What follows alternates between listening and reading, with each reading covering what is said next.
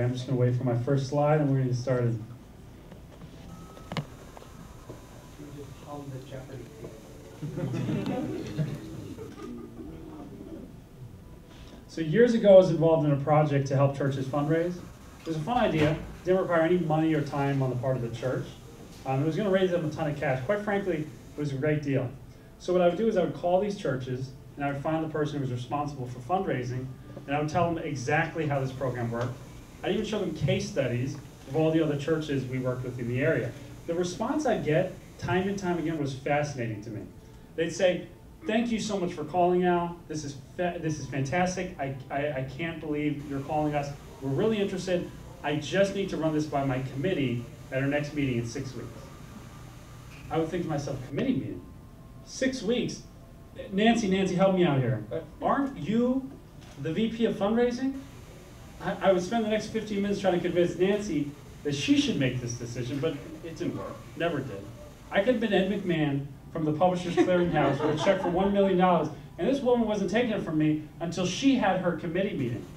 See, in Nancy's mind, she didn't make decisions. No, committee meetings made decisions. In big rooms with lots of people with steno pads and someone there to record the minutes. See, in her mind, meetings made decisions. Of course, I didn't want to wait 6 weeks, so I went across the street to the next church and I helped raise them money instead. Ladies and gentlemen, we are not ready for this revolution. The world is changing. Globalization, hyper-connectedness, hyper-competition are making our world move faster and faster and faster. Yet we're still filing into a meeting room every single time we need to make a decision.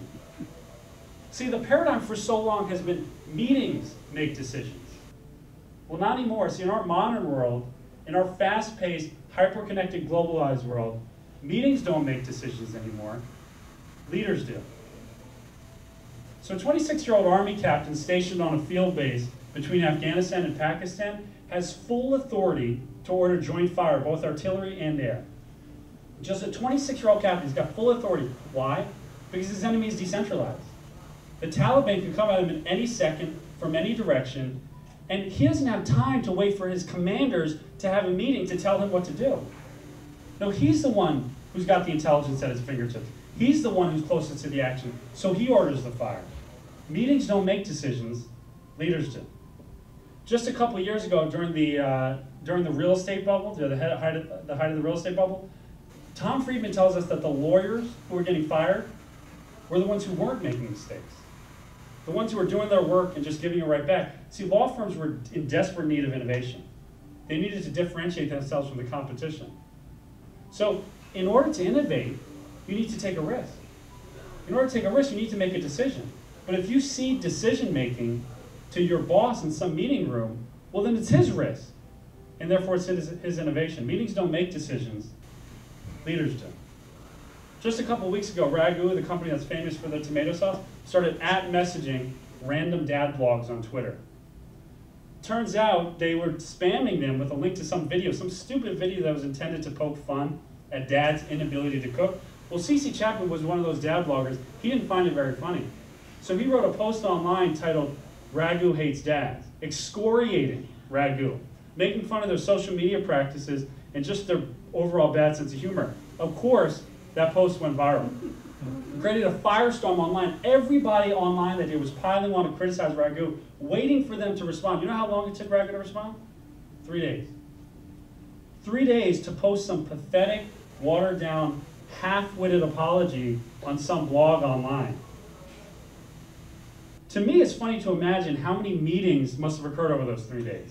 How many meetings with a committee of people, probably most of whom don't even use Twitter. These people don't use Twitter.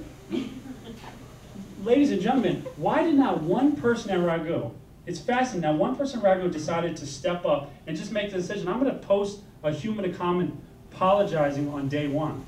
Not one person was willing to step up and lead, but you can. See, because in our new modern world, one that moves faster than ever, those who are willing to step up and make tough decisions quick are the ones who will be disproportionately rewarded. Those managers who are willing to trust their teams enough to get out of their way are the ones who will shine.